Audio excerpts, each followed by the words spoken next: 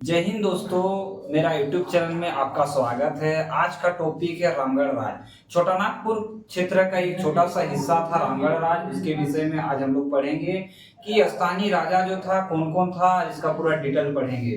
तो बने रहिए ये बोर्ड पे, आप लोग देख सकते हैं यहाँ सारा चीज लिख दिए हैं। इसका थोड़ा सा इंट्रोडक्शन हम देते हैं कि रामगढ़ राज का जो स्थापना करता है बागदेव सिंह, उसका बड़ा भैया जो था देव सिंह। ये दोनों भाई जो था कहाँ पर था, नागवंशी राजाओं के पास मतलब सेवा दिया करता था, उसका दरबार में था। उसके बाद क्या होता है कि उन दोनों के राजाओं के बीच में मतभेद हो जाता है। उसके कारण इन्हें दोनों भाई ने उस क्षेत्र को छोड़ देता है और आ जाता है बड़का गांव का कर्णपुरा नामक जगह पर, और वहां का स्थानीय शासक को इन लोग हरा देता है और उसका जितना भी क्षेत्र था उसको कब्जा कर लेता है। वो धीरे धीरे लड़ाई करते करते बहुत सारा कब्जा करता है। उसके बागदेव सिंह ने 1368 को क्या करता, रामगढ़ राज का स्थापना कर देता है। उसके बाद स्थापना करने के बाद उसका जो भी वर्तमान स्थिति में जो क्षेत्र है, रामगढ़ है, हजारीबाग है, इधर कोडरमा है, चतरा है, बोकारो है और गिरिडीह है। ये मतलब झारखंड का 6 जिला को कवर करता था रामगढ़ राज।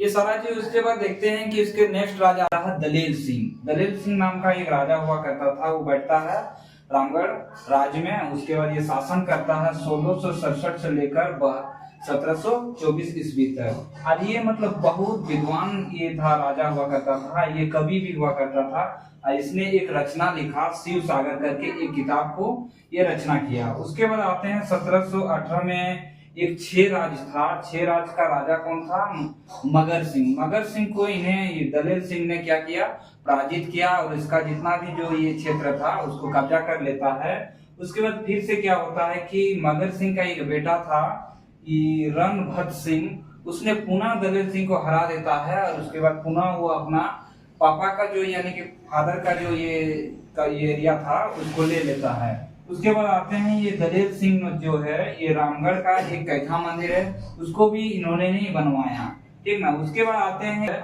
विष्णु सिंह गद्दी पे बैठता है, जो 1724 से लेकर 1763 ईस्वी तक ये राज करता है। राज करने के करते करते 1740 ईस्वी में बंगाल का नवाब अलीवर्दी खां उस समय हुआ करता था।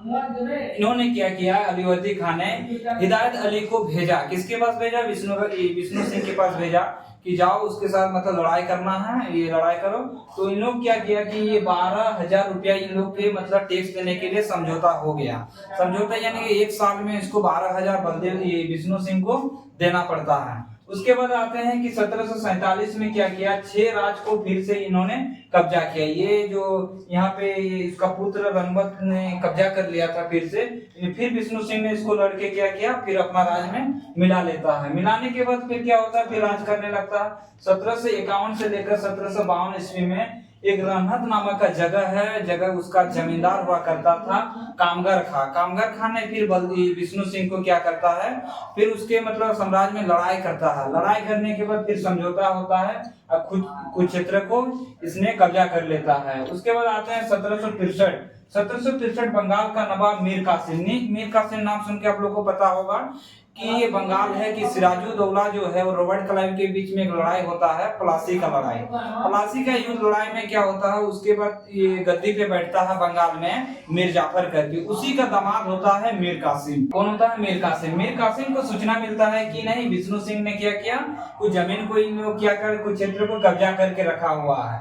तो उन्होंने क्या किया मीर कासिम ने कि मरकत खां और अब्दुल्ला खां को भेजा कि जाओ उसके पास कि ये कुछ जमीन है। उसके बाद इन लोगों के भी लड़ाई होता है।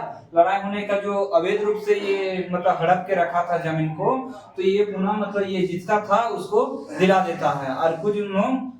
उसके बाद आते हैं मुकुंद सिंह गद्दी पे बैठता है, इसका भी कुछ काम है, ठीक ना। उसके बाद अंतिम राजा जो होता है कामाख्या नारायण सिंह होता है रामगढ़ राज का। उसके बाद जितना भी ये जमीन था 26 जनवरी 1950 में क्या होता है कि बिहार राज्य भूमि सुधार अधिनियम आता है और धारा 3 के तहत इस जमीन को क्या करता है कि मतलब पूरा भारत में मिला लिया